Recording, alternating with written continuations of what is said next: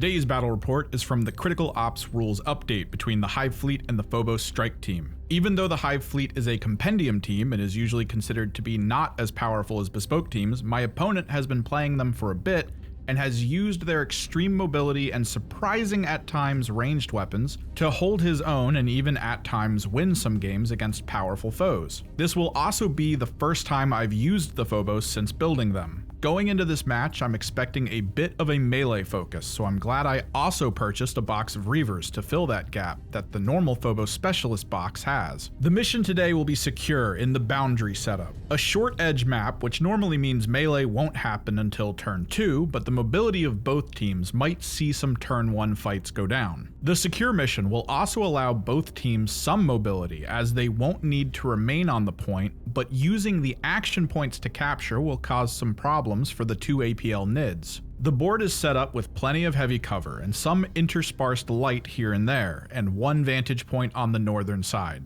I will be piloting my Phobos into this battle. Expecting close range to be king, I have opted for a Reaver Sergeant and 2 Reaver Warriors. All will be equipped with grav shoots, giving them the early game mobility. One will be given a crack grenade and a grapnel in expectation of handling the side with the vantage point. For the rest of the squad, I will be taking a veteran with his gun profile set to lethal 5 and rending. I will also take a marksman in hopes to abuse some of the obscuring sight lines. And finally a commsman to perform some out-of-sequence actions. My opponent will be bringing a warrior fire team and a gene stealer fire team. The warriors will consist of one heavy gunner using a venom cannon and bone swords, a fighter with bone swords and a devourer, and a leader also with bone swords and a devourer. They will all be given feeder tendrils to try and heal from the unavoidable melee combat. His squad of gene stealers will all be given dual rending claws. Some units have scything talons, but they are also dual rending. We are just using them to mark which gene stealers get extended chitin. We have a truly grueling fight ahead, and the limited Phobos units makes this difficult for my first game with them.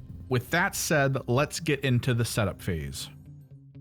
The Tyranids won the initiative and selected the Phobos to play the defenders. They choose to set up on the eastern side of the board, giving them closer access to the vantage point. I feel like it wouldn't be a battle report if it didn't have any errors, so the one here, which happens more often than I'd like to admit, is that we both set up our full teams before setting up barricades. We really need to focus up in the early game. In spite of this, the Phobos set up their first group of units, a veteran in the midfield, giving him some flexibility to help out later. A Reaver also takes up position in the south. This one is basic. The grapnel and crack grenade is on the other one, both in conceal. The first NIDS group consists of 2 gene stealers, both set up on the southwestern wall in conceal. The Reaver Sergeant sets up to support the middle in conceal, and the grapnel grenade Reaver sets up to the north. 2 more gene stealers placed in the midfield, and 1 placed in the far north, all concealed, already a KG turn 1. The marksman is placed in the south and engage, but he is positioned in a way where he gains obscuring from the walls to his west. Being an incursor allows him to ignore obscuring when shooting at enemies.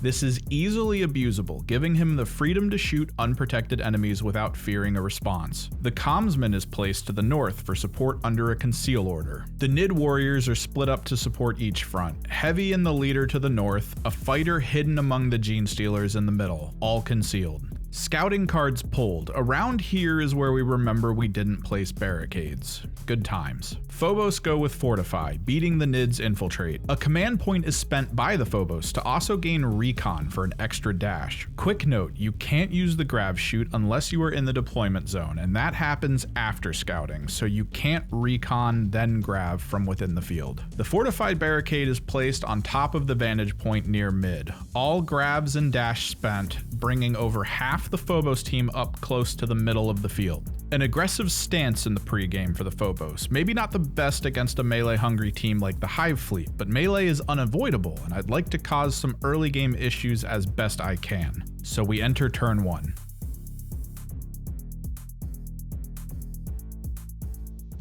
Both sides generate their command point for the turn as we enter the strategic phase. As Phobos have the first activation, they start with Vanguard, a ploy that ups their mobility overall. Climbing, jumping, falling, traversing, even their movement stats all gain an extra inch. The Nids use stock to give their heavy gunner a full move. They use this to position him closer to the mid. The Phobos then activate their Omni Scrambler. It doesn't cost any command points to use, but can be used for free as a strategic ploy. With 2 infiltrators on the field, the heavy warrior will have to wait 2 allied activations before being able to take his turn. The Nids pass at this point, and the Phobos activate Bolter Discipline, allowing for double shoot for the rest of the turn. The Nids still pass, and with nothing more for the Phobos, we go to TAC Ops reveals. Phobos reveals Executioner, setting the marksman for the mission and setting one of the 2 obscured Gene Stealers as his target. Assassinate for the Nids, the Phobos marksman set as the target. Faction TAC Ops 3 is revealed for the Phobos. More bugs need to die than the Marines, and over half the Phobos units need to be in Conceal by the end of a round. With that, all TAC Ops are revealed for turn 1. For the first activation, the Phobos marksman takes aim at his Gene Stealer prey and opens fire. The multi-spectrum array allowing for this to happen through all the heavy terrain. Obscuring is nothing for an incursor. To be clear, I did let my opponent know about this several times before setting units up. Either way, 4 attacks, 2 up, AP 1, lethal 5, 1 crit and 3 hits. The Gene Stealer has a 5+ invulnerable, allowing it to avoid the defense reduction. But 5+ isn't a great save, and he fails all 3 rolls. 13 damage, 1 bug squashed.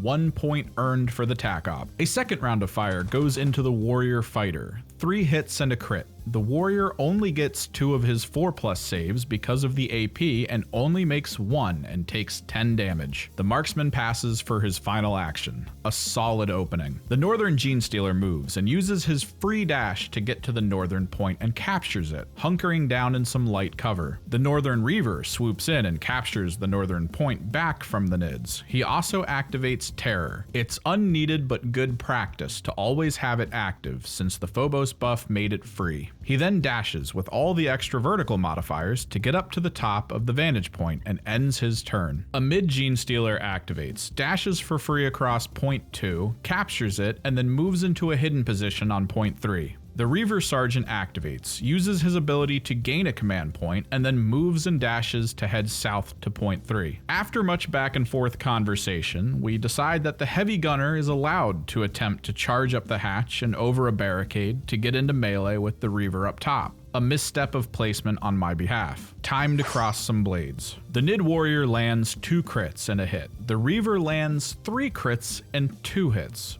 A CP reroll is used to gain another hit for the Nid. Decisions to make here. The Warrior pushes a crit through. The Phobos counters the second crit. A normal hit is pushed through from the Nids. The last normal is countered. The damage is tallied.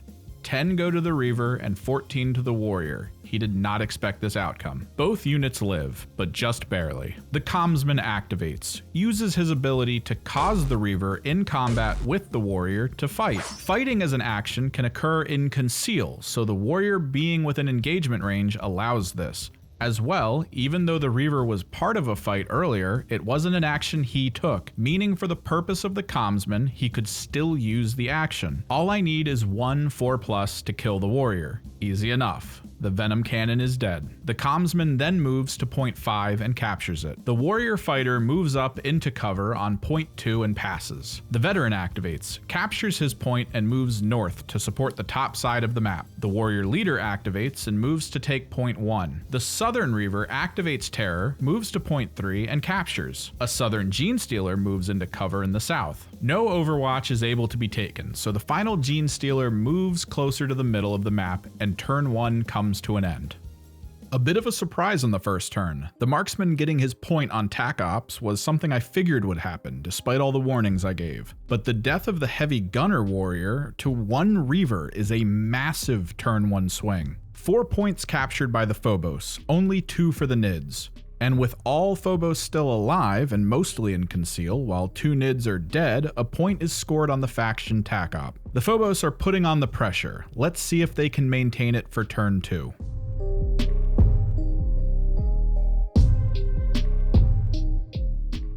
Initiative is rolled, a pair of 2s for a tie. Since the Phobos went first in turn 1, the Nids will take the opening act of turn 2. Command points are generated. Despite using more functions last round, the Phobos leader ability to generate a command point is keeping them stocked up. The Hive Fleet opens the strategic phase with stock, moving the warrior leader up to support the Northern Genestealer. The Phobos responds by scrambling the leader. He'll be stuck in position for 2 allied activations. The Nids use feed. This will increase the damage on the first critical strike in combat. The Phobos continue using Bolter Discipline. Double shoot is just too strong. The Nids pass on another strategy. The Phobos decide to keep Vanguard active. The mobility has too many benefits in these opening turns. With both teams passing, turn 2's strategy phase comes to an end. For the TAC Ops reveals, the Nids activate Executioner. They set the leader as their representative and the wounded Reaver as its target. The Phobos reveal eliminate guards. The Genestealer on point 3 is selected as this turn's target. The Phobos Executioner mark is also placed on the wounded warrior on point 2. With the TAC Ops revealed, the first activation goes to the Genestealer up north. Realizing that the Scrambler tying down the leader is going to prevent the possibility of his Executioner play, he decides to charge the wounded Reaver on the vantage point and melees him.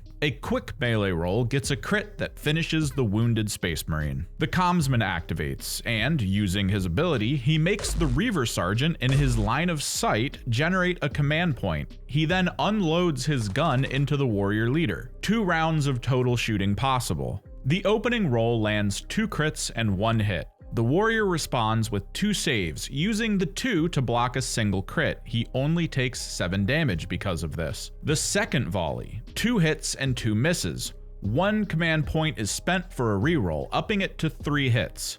2 saves, 3 damage.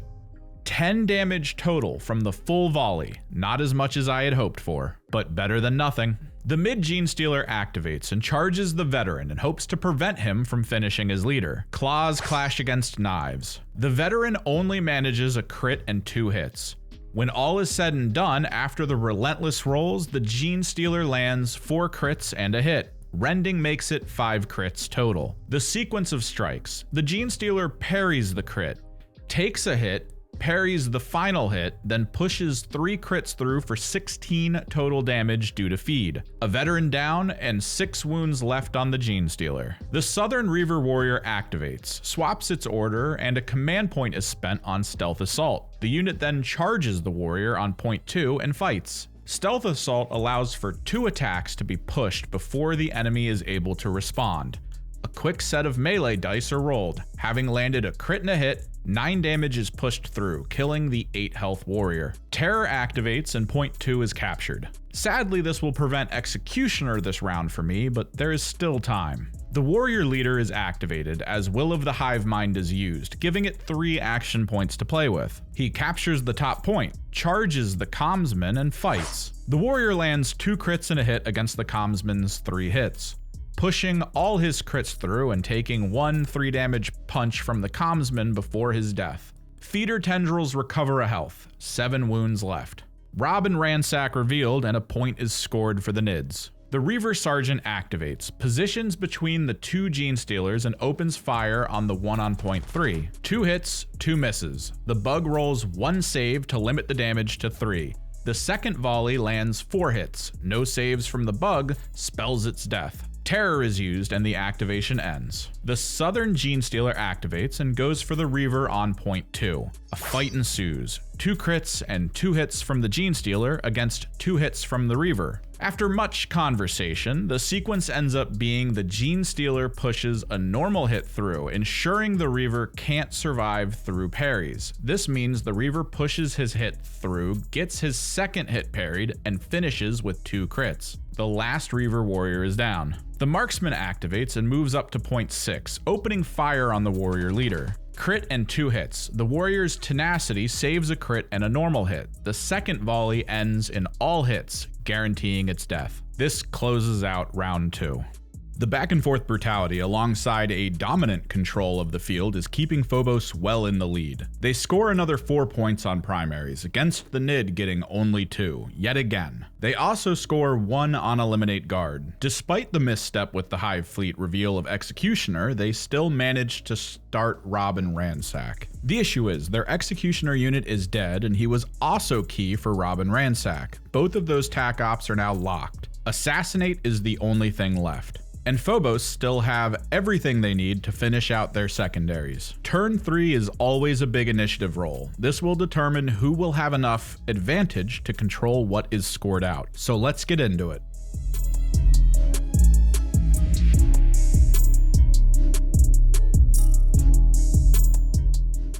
The Hive Fleet puts up a roll of 6 for their initiative, but the Phobos respond with a 6 of their own. The tie means that since the Phobos went second last turn, they will have the initiative now. This is huge for the tac ops points. Command points are generated, and with the only one the Phobos have, they activate Bolter Discipline. The Nids use Lurk to try and prevent as much incoming damage as possible. For tac ops, the Gene Stealer on point 2 is marked as both an Eliminate Guards target and the Executioner target, making it a tasty points pinata for the marksman. Thanks to having the initiative, the marksman activates and moves up a little. He takes aim at his quarry and unleashes hell. The first volley lands 2 crits and a hit. In an attempt to clear the crits, my opponent chose to try and roll out the saves. Still not sure why. Having failed all his saves, the Gene Stealer falls. This puts the last point on both Eliminate Guards as well as Executioner. The second volley of fire tries to bring down the nearby Gene Stealer. Sadly, only 1 crit and 1 hit is rolled, and no command point rerolls are possible. The tenacious little bug musters up a crit save and a normal save to fully counter the attack. In retaliation, the Gene Stealer charges the marksman to test its abilities up close. The Gene Stealer drops a full salvo of 5 hits on the marksman.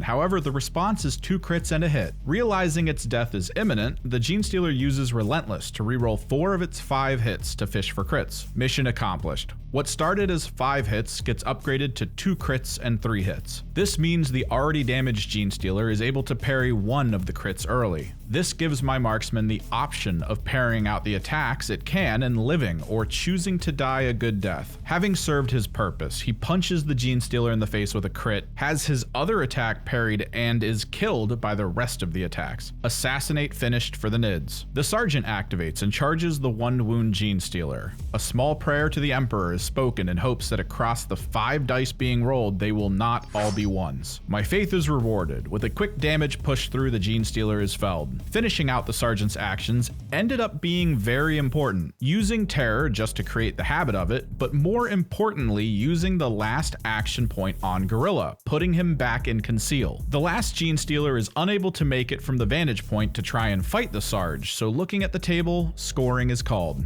Talking out the last part of turn 3 and what would happen turn 4, the Gene Stealer would go back to Conceal, drop down and cap point 5, dashing into cover after. This would split the main points between the Phobos and the Hive Fleet to 3 and 3. The Phobos, however, have finished all of their tac ops in this turn. With the Sarge dropping back to Conceal, the Phobos secured 2 kills to the Hive Fleet's 1, and over half the team is in Conceal at the end, triggering the faction tac op. It is also determined that turn 2 would see the points rotate once more, giving 3 to the Hive and 3 to the Phobos. It would, however, be impossible for them to gain any more tac ops. Not only that, but the Phobos would be maxed out on the primary points by this round. And with that, the score.